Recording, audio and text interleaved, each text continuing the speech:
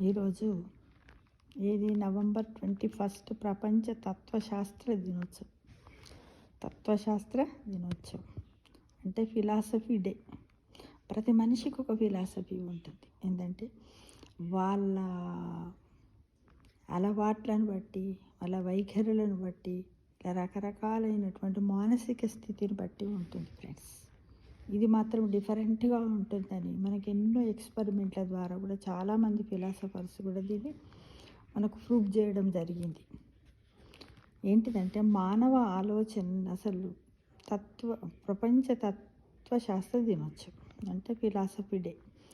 ఇది ఏంటిదంటే మానవ ఆలోచనని రూపొందించడంలో, సాంస్కృతిక అభివృద్ధిని పెంపొందించడంలో, వ్యక్తులను ప్రభావితం చేయడంలో కీలక పాత్ర పోషించేదే తత్వశాస్త్రం.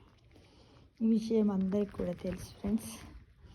మన ఆలోచనని ఏ విధంగా మనము ఒక మోడల్ రూపొందించుకోవాలి, ఒక క్రమ పద్ధతులు పెట్టుకోవాలి, అలానే మన సంస్కృతిని కూడా ఏ విధంగా అభివృద్ధి చేసుకోవాలి.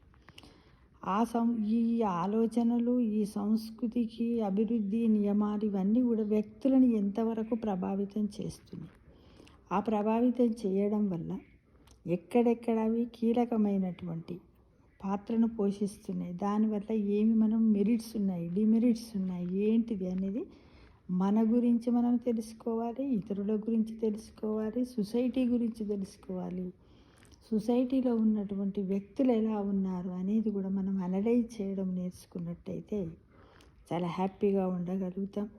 గుడ్ హెల్త్తో, గుడ్ ఫుడ్తో, హెల్తీ డైట్ తీసుకుంటూ అన్ని రకాలుగా ఉండి మన బ్రెయిన్లో కూడా చాలా హ్యాపీ హార్మోన్స్ విడుదలవుతాయి ఫ్రెండ్స్. మీ అందరికీ తెలుసు మన బ్రెయినే ఒక పెద్ద మేజర్ కంప్యూటర్ కదా. కాబట్టి మన బ్రెయిన్ ఏంటంటే ఒక విద్యుత్ బల్బు లాంటిది.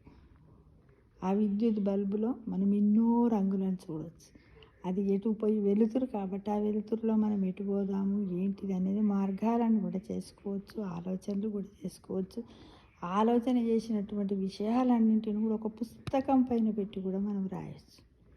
అవి ఎలా స్టార్ లాగానా, లైన్ లాగానా, లీఫ్ లాగానా, కరువు లాగానా, ఏ విధంగా సంతోషంగానా, హ్యాపీగానా, సర్కిల్స్ లాగానా, అంటే దీని ఒక శాటిలైట్తో పోలవచ్చు. అలా ఇదంతా కూడా మన చేతుల్లోనే ఉన్నది ఫ్రెండ్స్. కాబట్టి అందరికి కూడా wish you happy philosophy day. Thank you.